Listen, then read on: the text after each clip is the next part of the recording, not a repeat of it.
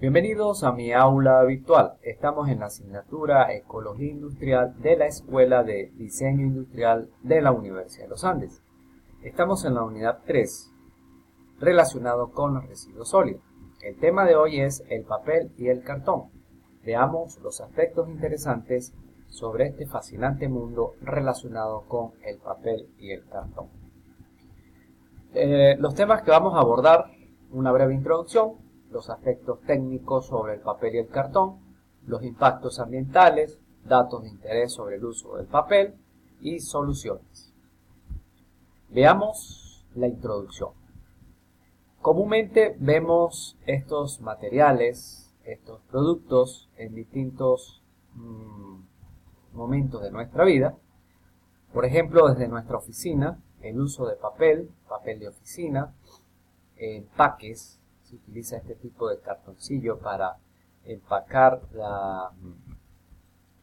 el papel de oficina, carpetas, cajas, contenedores, cuadernos, lapiceros, muchos materiales que están fabricados con cartón. Incluso hasta el empaque de huevos también vienen en cartón. Dispositivos como hornos solares, cocinas solares, también pueden ser elaborados en cartón. Y otros productos que son de común uso, como sobres para correspondencia, papel para uso industrial, papel higiénico, papel para uso alimentario, papel periódico y, por supuesto, el papel de oficina. Algunos aspectos técnicos sobre el papel y el cartón.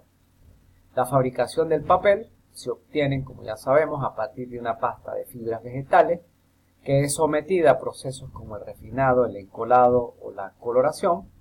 A esto se adhieren una serie de sustancias que como producto final conformarán una lámina delgada, que es la hoja propiamente dicha. Es un proceso relativamente tecnológicamente importante que consume energía, consume agua, sustancias químicas durante el proceso para la obtención final de la lámina o de la hoja de papel. La materia prima procede de los bosques, ya sean pinos, ya sea eucaliptus o otro tipo de biomasa, con la cual a través del procesamiento de la fibra se obtiene finalmente el papel. Las fibras, podemos observarla en esta lámina, es un arreglo cristalino de las moléculas, esas moléculas individuales de celulosa, como podemos observar allí. Hay microfibrillas de celulosa que finalmente son las que se procesan y se obtienen estas tiritas, estos trozos de biomasa representada de esta forma, en esta contextura, que finalmente es procesada para obtener la celulosa cruda. Esta celulosa cruda es especies de hojuelas, especies de pequeños trocitos, que posteriormente es blanqueada con sustancias químicas, como por ejemplo el cloro, lo cual tiene consecuencias ambientales para el entorno. La fabricación implica entonces procesar esa materia prima, extraerla de los bosques o de las plantaciones forestales, llevarlas hasta las grandes plantas procesadoras, hasta que finalmente se obtiene la hoja. Esa hoja, ese gran rollo de lámina de papel, que como ya veremos más adelante, hay distintos tipos de papel. Hay un proceso entonces de descortezado, una vez que se selecciona la madera de las plantaciones forestales, un astillado. Posteriormente hay un proceso de pulpa mecánica, digestión, la digestión anaerobia, un blanqueo, refinado, preparación de la pulpa, hasta obtener finalmente la hoja. De momento, solo un 8 a 9% de los materiales utilizados para la fabricación de papel a nivel mundial procede de fuentes no madereras. ¿Cuáles son esas fuentes? Paja de arroz, trigo, bagazo de caña de azúcar, cáñamo, algodón, kenaf, entre otros. El resto de papel se produce a partir de la fibra virgen, que sería aproximadamente un 55%, y de fibra reciclada un 38%. Producir una tonelada de papel virgen requiere de 2 a 3.5 toneladas de árboles, una cantidad importante de materia prima entonces procedente de bosques o plantaciones forestales. A escala mundial, la industria de pulpa y papel es la quinta industria más grande en cuanto al consumo de energía, contabilizando el 4% del consumo de ese recurso. Fabricar papel de alta calidad, por ejemplo, requiere 5.3 hectáreas de bosques, unos 440 metros cúbicos de agua y más de 7.600 kilovatios hora de energía eléctrica. Producir papel de una calidad media requiere 3.8 hectáreas de bosque, 280.000 litros de agua y más de 4.700 kilovatios hora. Mientras que producir papel reciclado no requiere plantaciones naturales o forestales, apenas unos 1.800 litros de agua y unos 2.700 kilovatios horas de energía. Como se observa de esta lámina, pues consumir papel de fibras naturales es muy intensivo en cuanto al consumo de recursos naturales, agua y energía. Por ello la importante es reciclar, que al reciclar papel no estamos consumiendo entonces bosques de manera directa. Tipos de papel, ¿cómo se clasifica? Bueno, de acuerdo a sus características ambientales, el papel se clasifica en dos grandes grupos. El primero, papel de fibra virgen, es el que es elaborado al 100% de fibra virgen. Papel reciclado, que es elaborado básicamente el reciclaje y recuperación de cartones y papel. Otra clasificación en función de su carácter ambiental. Tenemos el papel ecológico, papel obtenido con significativos criterios ambientales desde el punto de vista de análisis de ciclo de vida. Los impactos ambientales se han controlado desde el origen, se identifica mediante etiquetas ecológicas que vienen en el mismo producto. Aquí conviene hacer un pequeño paréntesis. Aquí podemos tener criterios para básicamente comprar papel. ¿Cómo podemos comprar un papel que sea certificado, que venga de un procesamiento adecuado de esas plantaciones forestales o de bosques naturales? Básicamente una de esas etiquetas ecológicas es la FSC, que básicamente nos dan información de que ese papel procede de un bosque gestionado ambientalmente, un proceso de gestión ambiental adecuado, de modo tal de que se compensan emisiones, se reduce la contaminación ambiental y hay prácticas sostenibles en todo momento. Otras etiquetas, están las etiquetas de la Unión Europea, EMAS, PEFC. En función de su carácter ambiental, también tenemos el papel libre de cloro, papel elaborado con fibra virgen, en cuyo proceso de blanqueo de la pasta se usaron otras sustancias distintas al cloro, como el oxígeno o el ozono. Se identifica con la sigla TCF, totalmente libre de cloro. Totally chlorine free. Entonces, tener en cuenta que cuando podemos comprar papel o cartón, ya podemos tener criterio para la compra y adquirir un papel que es gestionado ambientalmente, o por lo menos se usan criterios ambientales en su fabricación. Hay alternativas para blanquear o alternativas menos contaminantes para generar un papel blanco.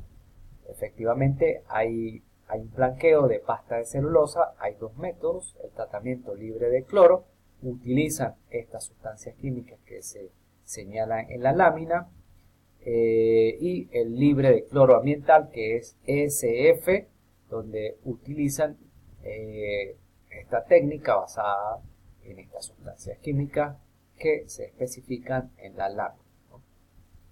No vamos a entrar en detalle, no es el objeto de esta presentación. El tercer papel, en función de su carácter ambiental, sería el papel con bajo contenido de cloro. Aquí ya se empieza a reducir entonces el contenido de cloro, se acepta pero se reduce. Es un papel elaborado con fibra virgen en cuyo proceso de blanqueo de la pasta se usa dióxido de cloro. Se identifica con las siglas ECF, papel con bajo contenido de cloro o cloro elemental. ECF, esa ya es la etiqueta ecológica con la cual podemos comprar ese papel que me indica que tiene bajo contenido de cloro. Otra clasificación, en función de su uso, tenemos entonces papel periódico. Para su elaboración se utilizan papeles específicos fabricados con pasta mecánica, mezclada con otras fibras y también con papel recuperado. Se usa para la impresión de diarios. Este sería el típico papel periódico.